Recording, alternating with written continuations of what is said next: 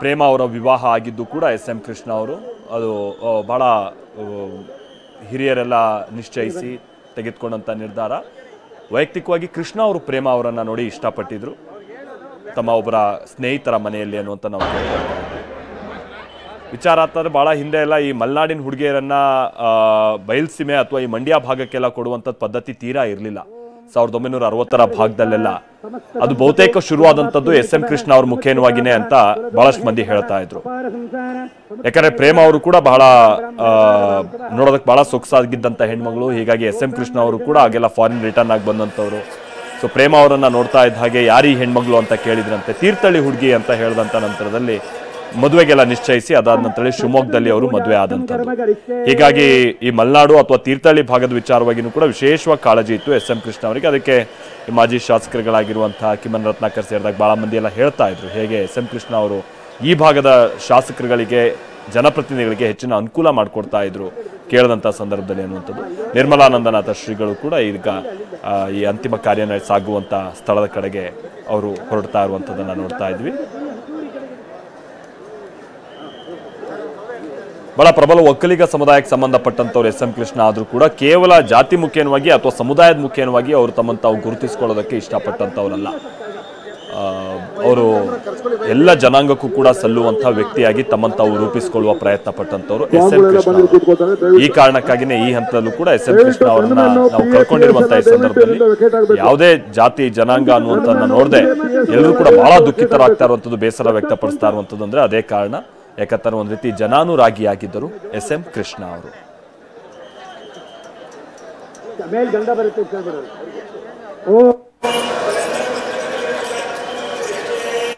ಓಂ ಮಧ್ಯದ ಪೂಜೆ ಮಾಡಿ ಗೋಮೂತ್ರೆ ಗಂಧದ್ವಾರಾಂಧರಾಧರಜಾಮೃತ್ಯಪಟ್ಟಾಂಗರೇಚನೆ ಈಶ್ವರೇನ್ ಸರ್ವಭೂತಾನಾಂತ ವಿಮೋಪಕ್ವಜೇಶ್ಯಂ ಮಧ್ಯೆ ಅದರ ಮೇಲೆ ಪೂಜೆ ಮಾಡಿ ಓಂ ಯಜಮಾಮಾಹಯಾಮಿ ಗಾಯತ್ರೀಂ ನೌಮಿ ದೇವೀಂ ಪ್ರಸನ್ನಾತ್ಯಾಮಾದ್ಯಾನ್ ತ್ವಾಂ ವೇದಮಾತರಂ ಮೂರ್ತಿತ್ರಯಾತ್ಗಾಂ ಶಬ್ದಾಂ ಗಾಯತ್ರೀಂ ಭಕ್ತರಿದ್ರಾಂ ಗೋಮೂತ್ರೆ ಗಾಯತ್ರೀಮಾವಾಹಯಾಮಿ ಗೋಮಯೇ ಶ್ರಿಯಮಾವಾಹಯಾಮಿ ಆಂ ಚಂದ್ರಸೋಮೆ ಕ್ಷೀರೆ ಚಂದ್ರಮಾವಾಹಯಾಮಿ ಇಲ್ಲಿ ವರುಣಮಾವಾಹಯಾಮಿ ಆಜ್ಯ ಅಗ್ನಿಮಾವಾಹಯಾಮಿ ಈಶಾನ್ಯ ಸರ್ವದಿಕ್ಷು ತೀರ್ಥಾಧಿಪತಮಾವಾಹಯಾಮಿ ಪಂಚಗಂಧರೇವದಾಭ್ಯೋ ನಮಃ ಧ್ಯಾಯಾಮಿ ಧ್ಯಾನಂ ದವತ್ಪಯಾಮಿ ಆವಾಹಯಾಮಿ ಕಾಣಲ್ಲ ಈ ಕಡೆ ಬಾಡಿಗೆಲ್ಲ ಕಾಣಲ್ಲ ಯತ್ತರಿಂಬಾಸನಂ ದವತ್ಪಯಾಮಿ ಪಾದಯೋಹ ಪಾದ್ಯಂ ದವತ್ಪಯಾಮಿ ಅರ್ಘ್ಯಮಾಚವನಂ ದವತ್ಪಯಾಮಿ ಹರಿದ್ರಾಕುಂಕುಮ ಸಿಂಧೂರಾಕ್ಷದಾಂ ದವತ್ಪಯಾಮಿ ಅಥ ನಾಮ ಪೂಜಾಂಗರಿಷ್ಟೆ ಓಂ ಪಂಚಗವ್ಯ ಮಾಡಿಸು.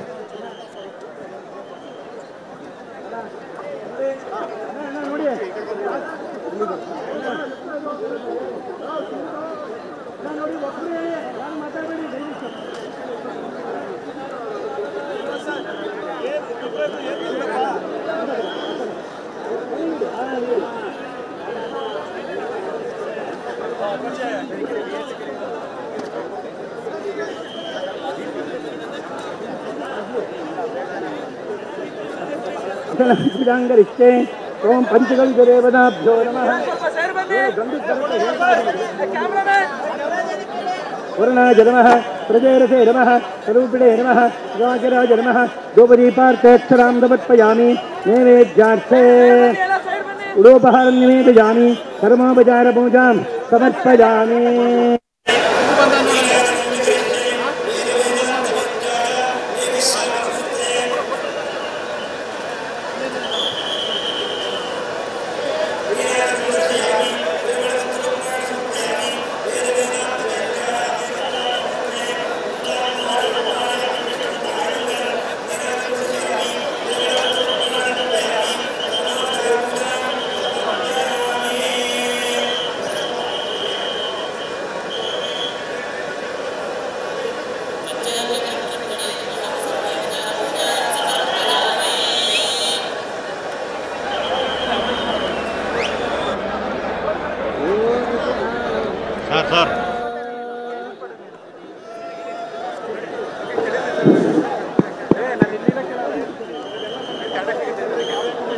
ಯೋರೇ ವಸ್ತವಿದಾಸ್ವಾಂ ದಿಯೋ ಧರ್ಮಾಧಿಕರೇ ಪ್ರೇರಯೇತಸ್ಯ ತದ್ಗರ್ಗದದ್ಮರೇಣ್ಯಮುಪಾಸ್ಮಹೇ.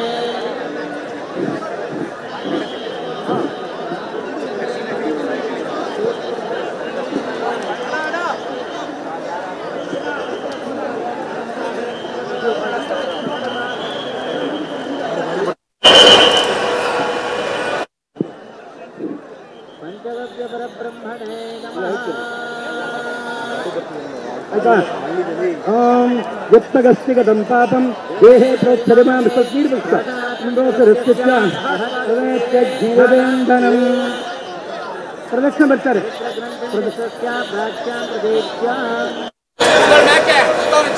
ಹೌದು ಹೌದು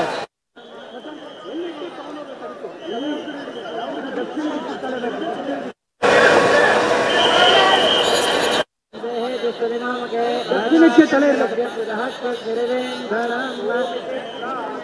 ಅನೇನ ಪಂಚಗವ್ಯ ಪೂಜನ ಪ್ರಾಶನ ಕರ್ಮಣಃ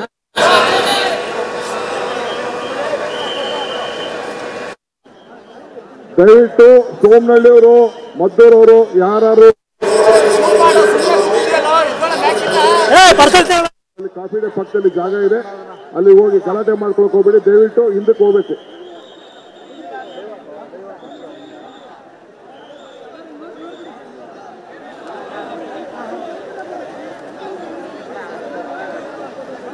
ಅಣ್ಣ ಬಂದ್ಬಿಡಿ ಅಣ್ಣ, ನೀವು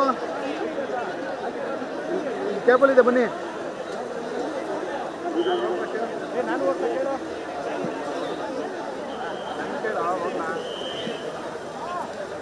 ಪ್ರೋಕ್ಷ ಮಾಡಪ್ಪ ಯತ್ತಗಸ್ತಿಗತಂ ಪಾಪಂ ದೇಹೇ ಪ್ರೋಕ್ಷರಿಮಾಮಚೈ ಪ್ರಾಶನಾತ್ ಪಂಚಗವ್ಯ ಪ್ರೋಕ್ಷಸ್ಯ ದಹೇಜ್ಞೇನಿ ದೊಡ್ಡ ಅಪವಿತ್ರ ಪವಿತ್ರ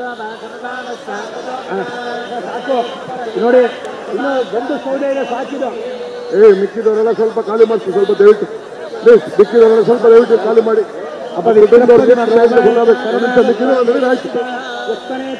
ಎಲ್ಲ ಖಾಲಿ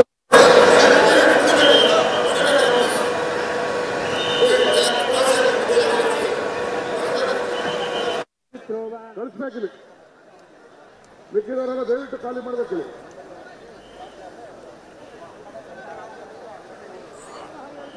ಎಸ್.ಎಂ. ಕೃಷ್ಣ ಅವರ ಪಾರ್ಥಿವ ಶರೀರವನ್ನು ಇದೀಗ ಅಂತಿಮ ವಿಧಿವಿಧಾನಗಳು ನೆರವೇರುವಂಥ ಸ್ಥಳದ ಕಡೆಗೆ ಕೊಂಡೊಯ್ಯಲಾಗಿ ಅಲ್ಲಿ ಮೊದಲೇ ನಿರ್ಮಿಸಲ್ಪಟ್ಟಿದ್ದಂಥ ಕಾಂಕ್ರೀಟ್ನ ಕಟ್ಟೆ ಏನಿತ್ತು ಅದರ ಮೇಲೆ ಇರಿಸಲಾಗಿರುವಂಥ ಸಂದರ್ಭ ಇದು. ಇಲ್ಲೂ ಕೂಡ ಕೆಲವರಿಗೆ ಅಂತಿಮ ದರ್ಶನ ಪಡೆಯೋದಕ್ಕೆ ವ್ಯವಸ್ಥೆ ಇದೆ ಅಂತ ಕಾಣಿಸುತ್ತೆ. ಡಿ.ಕೆ. ಶಿವಕುಮಾರ್ ಅದನ್ನೇ ಅನೌನ್ಸ್ ಮಾಡ್ತಾ ಇದ್ರು.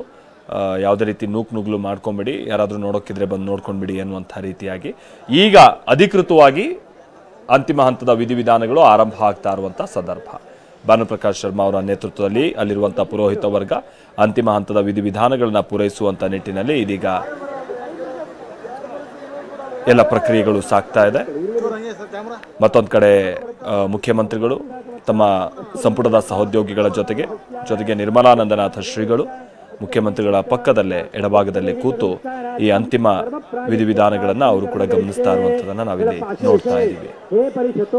ಭವತು ಪಾದಮೂಲೆ ಮದೀಯಾಂ ವಿಜ್ಞಾಪನಾಂ ಸಂಯತೋ ಅವಧಾರ್ಯ ಮಯಾ ಸಮರ್ಪಿತಾಂ ಇಮಾಂ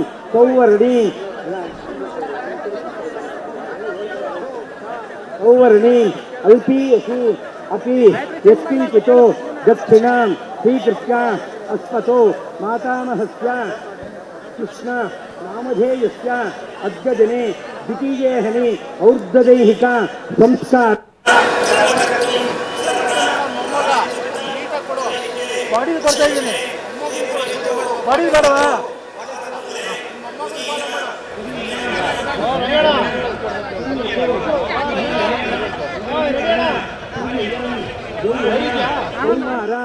ವಾರ್ಧಿಕ್ಯೇಶು ಜಾಗೃತೋ ಸ್ವಪ್ನ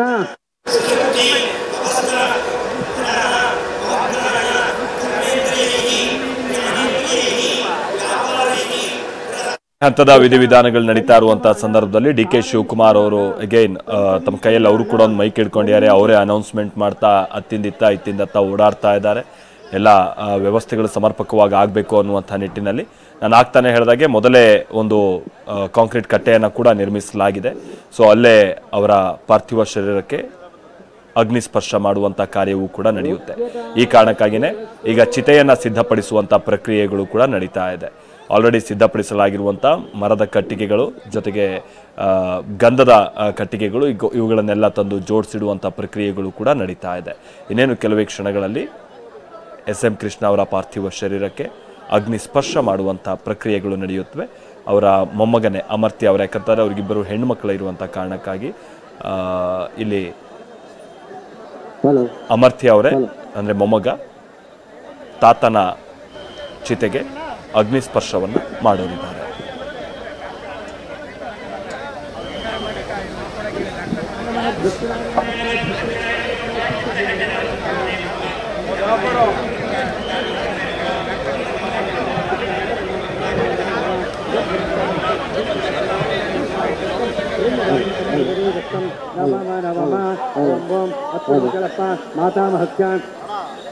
मातामहस्याप्रेदस्यान् मरणजनादारभ्य अभ्य द्वितीयहणि मरणकाले प्राणोत्क्रमकाले उत्क्रांत गोदानं करिष्ये स्वरादिपञ्चसेराकप्प अत्युत्क्रान्तौ सुखः उत्कर्मण सिद्धये तुभ्यं संप्रदते धेनम् इदम् उत्क्रान्तसंहितां मरणकाले उत्क्रांत गोदानं संप्रददेत् नोमा मरणकाले तिलपात्रदानाख्यं कर्म करिष्ये तानि पापानशेषानि कामोत्थानकृतानि तिलपात्रप्रदारेत्तदा मरणकाले तिलपात्रदानं महाविष्णुं प्रदेत् नोमा मम मरणकाले सालिग्रामगन्धदानं महाविष्णुदामानः तुभ्यं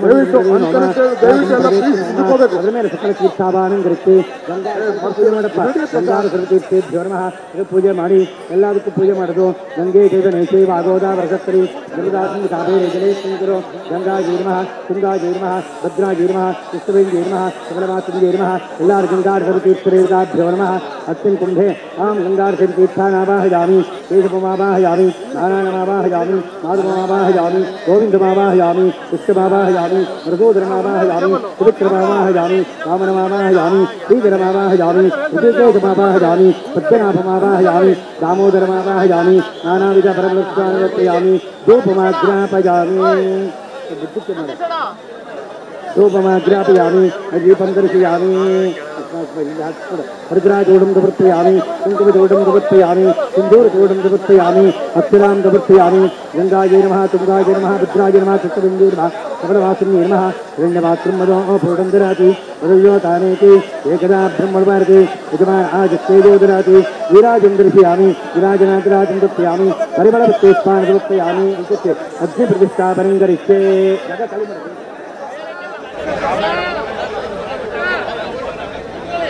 प्रतिष्ठापनं करिष्ये. सर गंधस्वदने जोडिसಬಹುದು.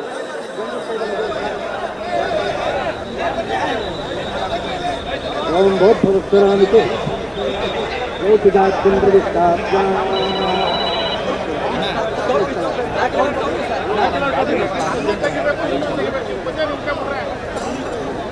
ಓಕೆನಾ ನಾನು ಮೆಸೇಜ್ ಕೊಡೋಣ ಒಂದು ಎಸ್ ಎಂ ಕೃಷ್ಣ ಅವರ ಮಗಳು ಮಾಳವಿಕಾ, ಅವರ ಪುತ್ರ ಅಮರ್ತ್ಯ ಅಂತ ಅಂದರೆ ಡಿ ಕೆ ಶಿವಕುಮಾರ್ ಅವರ ಅಳಿಯ. ಸೊ ಅವ್ರು ಬಂದೀಗ ಅಲ್ಲಿ ಮುಂದೆ ಕೂತು, ತಾತನ ಚಿತೆ ಮುಂದೆ ಕೂತು ಇದೀಗ ಅಂತಿಮ ಪೂಜೆ ಪುನಸ್ಕಾರ ಏನು ಸಲ್ಲಿಸಬೇಕು ಆ ಪ್ರಕ್ರಿಯೆಯಲ್ಲಿ ಭಾಗಿಯಾಗ್ತಾ ಇರುವಂಥ ಸಂದರ್ಭವನ್ನು ನೋಡ್ತಾ ಇದ್ದೀವಿ. ನಾನು ಆಗ್ತಾನೆ ಹೇಳಿದಾಗೆ ಎಸ್ ಎಂ ಕೃಷ್ಣ ಅವರಿಗೆ ಇಬ್ಬರು ಹೆಣ್ಮಕ್ಳು, ಮಾಳವಿಕಾ ಹಾಗೆ ಶಾಂಭವಿ.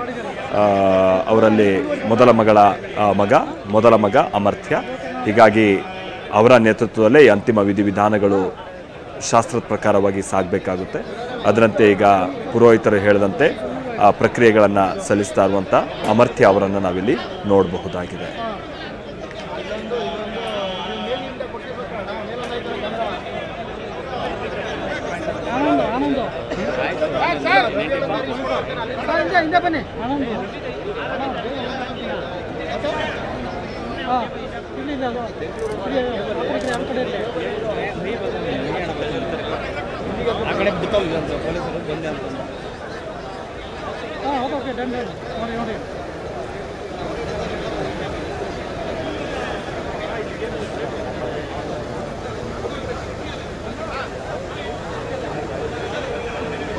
ಬರೋದು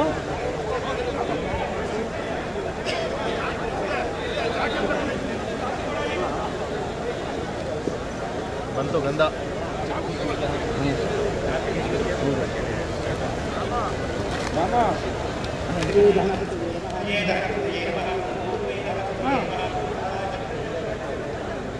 ಎಸ್ ಎಂ ಕೃಷ್ಣ ಅವರ ಪತ್ನಿ ಪ್ರೇಮ ಅವರು ಕೂಡ ಇದೀಗ ಎಸ್ ಎಂ ಕೃಷ್ಣ ಅವರ ಚಿತೆಯನ್ನು ಸಿದ್ಧಪಡಿಸ್ತಾ ಇರುವಂತಹ ಆ ಸ್ಥಳದಲ್ಲಿ ನಿಂತು ಆ ಎಲ್ಲ ಪ್ರಕ್ರಿಯೆಗಳನ್ನು ಎದುರು ನೋಡ್ತಾ ಇರುವಂಥದ್ದನ್ನು ಗಮನಿಸ್ತಾ ಇದ್ದೀವಿ.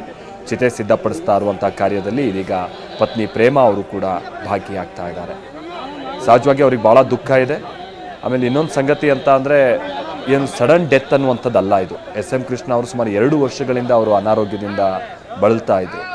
ಆಮೇಲೆ ಪತಿಯ ಚಿತೆಗೆ ಕೆಲ ಕಟ್ಟಿಗೆಯ ತುಂಡುಗಳನ್ನು ಇಡ್ತಾ ಇರುವಂಥದ್ದನ್ನು ನಾವಿಲ್ಲಿ ನೋಡ್ತಾ ಇದ್ವಿ. ಗಂಧದ ಕಟ್ಟಿಗೆಗಳನ್ನು ಇಡ್ತಾ ಇರುವಂಥ ಪ್ರೇಮ ಅವರನ್ನು ನಾವಿಲ್ಲಿ ನೋಡಬಹುದಾಗಿದೆ. SM ಕೃಷ್ಣ ಅವರು ಗಂಧ ಬೆಳೆಯುವಂಥ ನಿಟ್ಟಿನಲ್ಲಿ ವಿಶೇಷವಾಗಿ ಪ್ರೋತ್ಸಾಹ ನೀಡಿದಂಥವ್ರು. ಈ ಕಾರಣಕ್ಕಾಗಿಯೇ ಹಲವು ರೈತರು ಆ ಭಾಗದವರು ತಾವೇ ಬೆಳೆದಿದ್ದಂಥ ಗಂಧದ ತುಂಡುಗಳನ್ನು ಕೂಡ ಇವತ್ತು ತಂದು SM ಕೃಷ್ಣ ಅವರ ಚಿತೆಗೆ ಸಮರ್ಪಿಸುವಂಥ ನಿಟ್ಟಿನಲ್ಲಿ ಆ ಗಂಧದ ತುಂಡುಗಳನ್ನು ತಂದು ಗೌರವವನ್ನು ಸಲ್ಲಿಸ್ತಾ ಇದ್ದಂಥದ್ದನ್ನು ನೋಡ್ತಾ ಇದ್ವಿ. ಇದೀಗ ಪತ್ನಿ ಪುತ್ರಿ ಅದೇ ಗಂಧದ ತುಂಡುಗಳನ್ನು ಚಿತೆಗೆ ಇಡ್ತಾ ಇರುವಂಥದ್ದನ್ನು ನಾವಿಲ್ಲಿ ನೋಡ್ತಾ ಇದ್ದೀವಿ.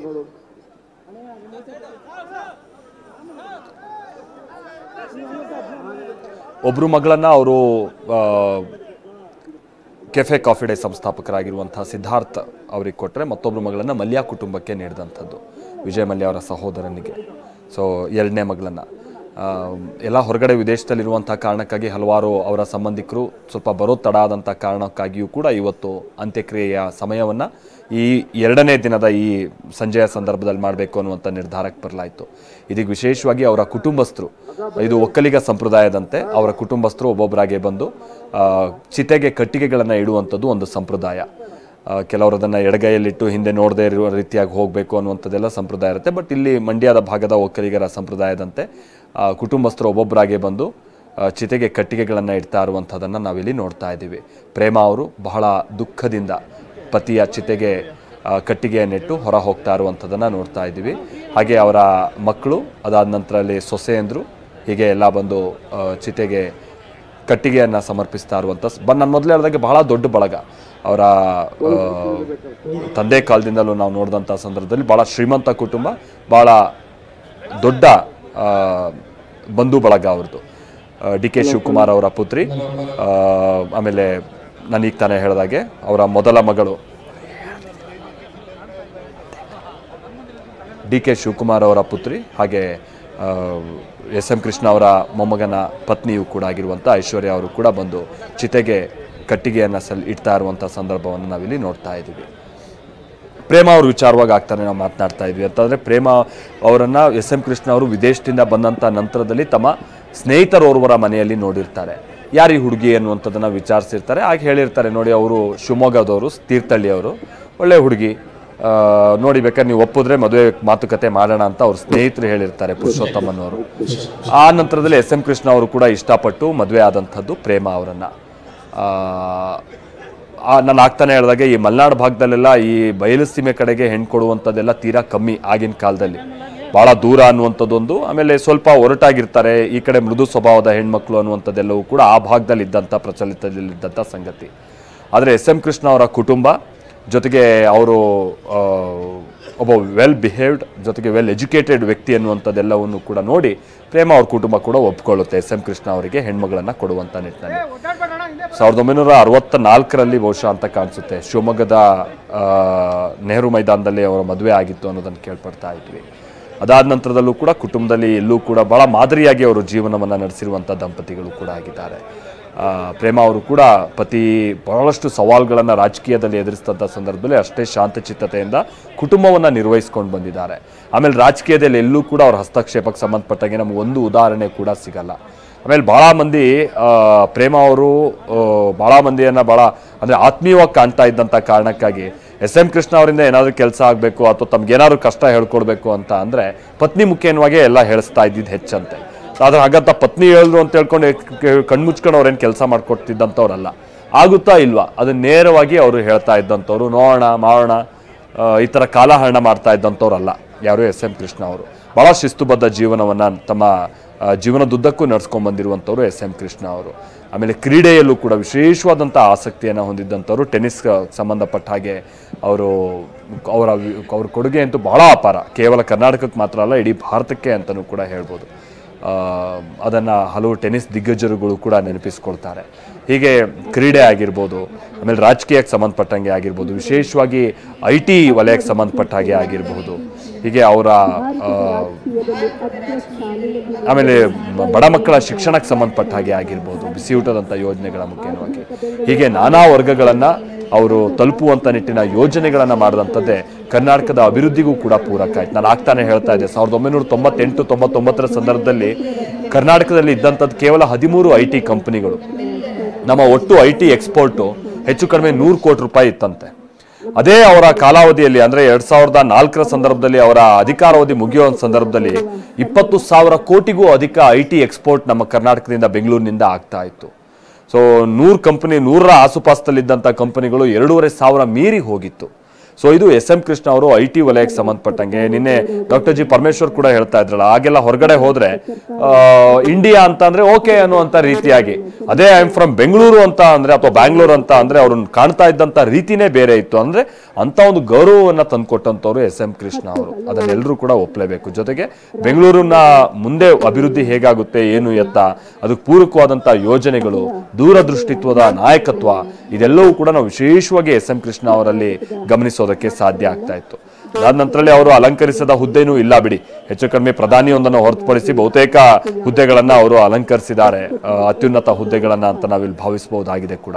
ಬಟ್ ಅಂತ ಎಲ್ಲ ಹುದ್ದೆಗಳಲ್ಲಿದ್ದಂಥ ಸಂದರ್ಭದಲ್ಲೂ ಆ ಯಾವುದೇ ಹುದ್ದೆಗೆ ಒಂದು ಚ್ಯುತಿ ಬರದೇ ಇರುವಂಥ ರೀತಿಯಾಗಿ, ತಮ್ಮ ಸ್ಥಾನಮಾನಕ್ಕೆ ಒಂದು ಚ್ಯುತಿ ಬರದೇ ಇರುವಂಥ ರೀತಿಯಾಗಿ ಬಹಳ ಸರಳ ಸಜ್ಜನಿಕೆಯ ತಮ್ಮ ನಡವಳಿಕೆಯಿಂದ ಅವರು ಕೆಲಸ ಕಾರ್ಯವನ್ನು ನಡೆಸ್ಕೊಂಡು ಹೋಗ್ತಾ ಇದ್ದಂಥದ್ದು. ನಮ್ಮ ಭಾರತದಲ್ಲೂ ಇಂಥ ರಾಜಕಾರಣ ಮಾಡೋದಕ್ಕೆ ಸಾಧ್ಯನಾ ಅನ್ನುವಂಥದ್ದನ್ನ ಅವ್ರು ತೋರಿಸ್ಕೊಟ್ಟಿದ್ದಾರೆ. ಯಾಕಂದ್ರೆ ಭಾರತದ ರಾಜಕಾರಣ ಅಂದ್ರೆ ನಿಮ್ಗೆ ಗೊತ್ತಿದೆ, ಅಲ್ಲಿ ಟೀಕೆ ಟಿಪ್ಪಣಿ ಅನ್ನುವಂಥದ್ದಕ್ಕೆ ಮೊದಲ ಸ್ಥಾನ ಅಲ್ಲಿ. ಸೊ ಯಾರಾದ್ರೂ ಒಬ್ಬ ಸ್ಟೇಟ್ಮೆಂಟ್ ಮಾಡ್ದ ಅಂತಂದ್ರೆ ಅದಕ್ಕೆ ಪ್ರತ್ಯುತ್ತರವಾಗಿ ಮತ್ತೊಂದು ಸ್ಟೇಟ್ಮೆಂಟ್ ಮಾಡೋದು, ಹಿನ್ನೆಲೆ ಕೆತ್ಕೋದು, ಮುನ್ನೆಲೆ ಕೆತ್ಕೋದು, ಕುಟುಂಬ ಕೆತ್ಕೋದು, ಈ ರೀತಿಯಾದಂಥ ರಾಜಕಾರಣನೇ ನಾವು ಕರ್ನಾಟಕ ಅಲ್ಲ, ಅದು ಇಡೀ ಭಾರತದಲ್ಲಿ ನಾವು ನೋಡ್ತಾ ಇರುವಂಥದ್ದು. ಅದೆಲ್ಲದಕ್ಕೂ ಕೂಡ ತದ್ವಿರುದ್ಧ ಆಗಿದ್ದಂಥದ್ದು SM ಕೃಷ್ಣ ಅವರ ರಾಜಕಾರಣ. ಆಮೇಲೆ ಇಂಥ ರಾಜಕಾರಣ ಮಾಡಿಯೂ ಕೂಡ ಸರ್ವೈವ್ ಆಗ್ಬೋದು, ಅತ್ಯುನ್ನತವಾದಂಥ ಹುದ್ದೆಗಳನ್ನ ಅಲಂಕರಿಸಬಹುದು, ಕೆಲಸ ಕಾರ್ಯಗಳನ್ನ ಕೂಡ ಮಾಡಬಹುದು, ಜನಮನ್ನಣೆಯನ್ನೂ ಕೂಡ ಪಡಿಬಹುದು ಅನ್ನುವಂಥನ್ನ ತೋರಿಸ್ಕೊಟ್ಟಿದ್ದಾರೆ SM ಕೃಷ್ಣ ಅವರು.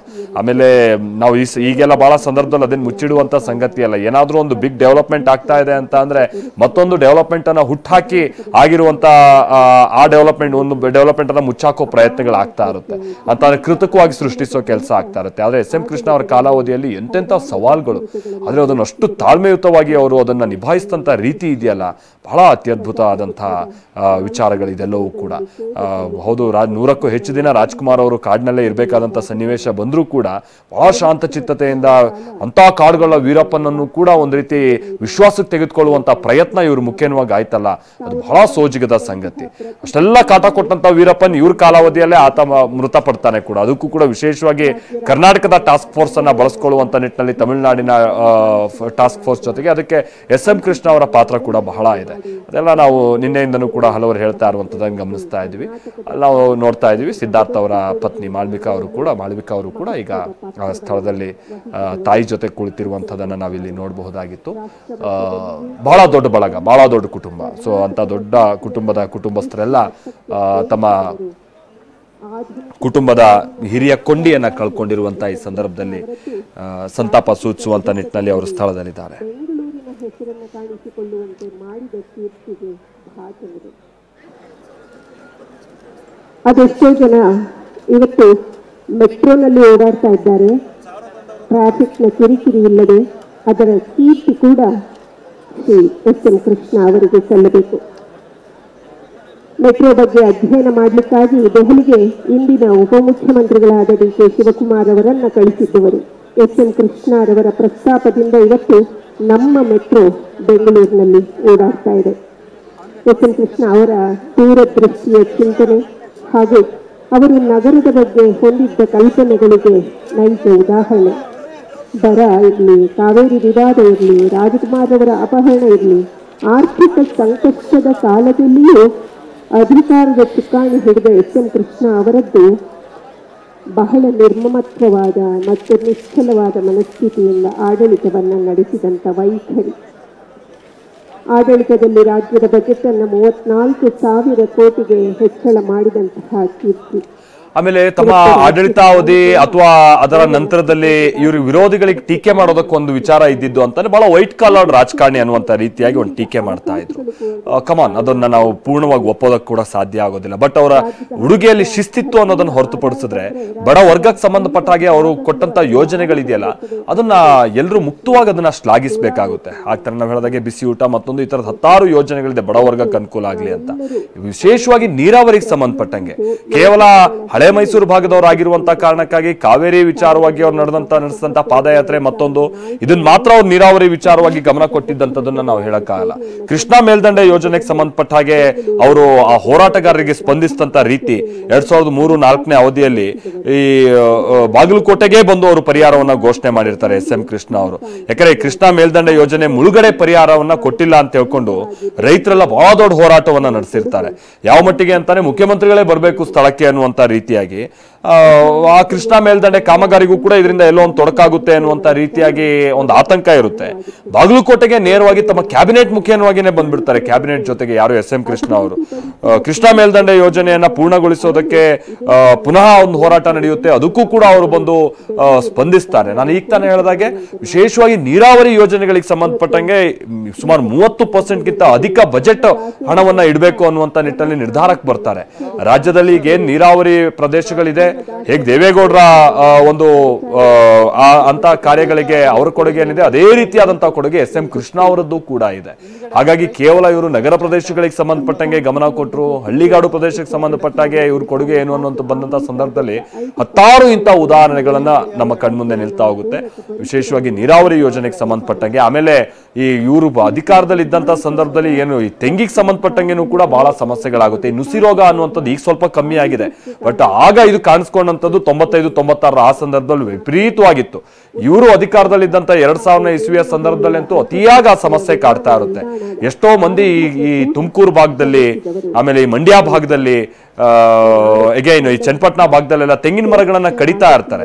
ಆಗ ಕೆಲವರು ವೈಜ್ಞಾನಿಕವಾದಂತ ಒಂದು ವರದಿ ಅಥವಾ ವೈಜ್ಞಾನಿಕವಾಗಿ ಈ ನೀರ ತೆಗೆದ್ರೆ ಅಥವಾ ಈ ಕಳ್ಳು ಅಂತೀವಿ ಅದರ ಮೊದಲ ಭಾಗ ನೀರ ಇರುತ್ತಲ್ಲ, ಆ ನೀರ ತೆಗೆದ್ರೆ ನುಸಿ ರೋಗ ಕಮ್ಮಿ ಆಗುತ್ತೆ. ಆ ಕಾರಣಕ್ಕಾಗಿ ನೀರ ತೆಗಿಯೋಕೆ ಉತ್ತೇಜನ ಕೊಡ್ಬೇಕು. ಆಮೇಲೆ ರೈತರಿಗೂ ಕೂಡ ಅದೊಂದು ಅನುಕೂಲ ಅನ್ನುವಂತ ರೀತಿಯಾಗಿ. ಬಟ್ ನಮ್ಮಲ್ಲಿ ನಿಯಮ ಇಲ್ಲ. ನಮ್ಮಲ್ಲಿ ಅಬಕಾರಿ ನಿಯಮದ ಪ್ರಕಾರವಾಗಿ ನಾವು ನೀರ ತೆಗಿಯೋಕೆಲ್ಲ ಬರಲ್ಲ. ಕೇರಳದಲ್ಲೆಲ್ಲ ಆ ನಿಯಮ ಇದೆ, ಅದು ಅವಕಾಶ ಇದೆ, ನಮ್ಮಲ್ಲಿ ಇರ್ಲಿಲ್ಲ. ಹಾಗಾಗಿ ಅದೊಂದು ದೊಡ್ಡ ಆಂದೋಲನ ಆಗುತ್ತೆ.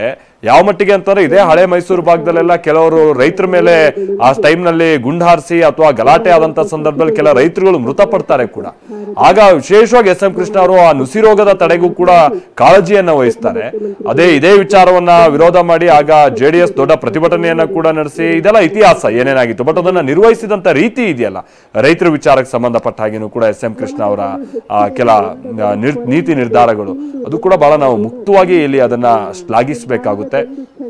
ಆಮೇಲೆ ಅದಾದ ನಂತರದಲ್ಲೂ ಕೂಡ ಅವ್ರು ನಾನು ಹೀಗ್ ಮಾಡಿದೆ ಹಾಗ್ ಮಾಡಿದೆ ಅಂತ ಏನ್ ಹೇಳ್ಕೊಂಡು ಓಡಾಡ್ದಂಥವ್ರಲ್ಲ. ಅದೆಲ್ಲವೂ ಕೂಡ ಇತಿಹಾಸದ ಪುಟದಲ್ಲಿ ಈಗ ಸೇರಿರುವಂತಹ ಸಂಗತಿಗಳು. ಈಗ DK ಶಿವಕುಮಾರ್ ಅವರು ನಾವು ಇಲ್ಲಿ ನೋಡ್ತಾ ಇದೀವಿ. DK ಶಿವಕುಮಾರ್ ಅವರು ಕೂಡ ಕೈಯಲ್ಲಿ ಒಂದು ಗಂಧದ ಕಟ್ಟಿಗೆಯನ್ನ ಹಿಡಿದು ಇದೀಗ SM ಕೃಷ್ಣ ಅವರ ಚಿತೆಗೆ ಆ ಕಟ್ಟಿಗೆಯನ್ನ ಅರ್ಪಿಸೋದಕ್ಕೆ ಅವ್ರು ಹೊರಡ್ತಾ ಇದ್ದಾರೆ. ಸನ್ಮಾನ್ಯ ಸೋಮನಹಳ್ಳಿ ಮಲ್ಲಯ್ಯ ಕೃಷ್ಣ ರವರ ಆತ್ಮಕ್ಕೆ ಸದ್ಗತಿಯನ್ನ ಕೋರುವ ಸಲುವಾಗಿ ನಾವೆಲ್ಲರೂ ಇಲ್ಲಿ ಸೇರಿದ್ದೇವೆ.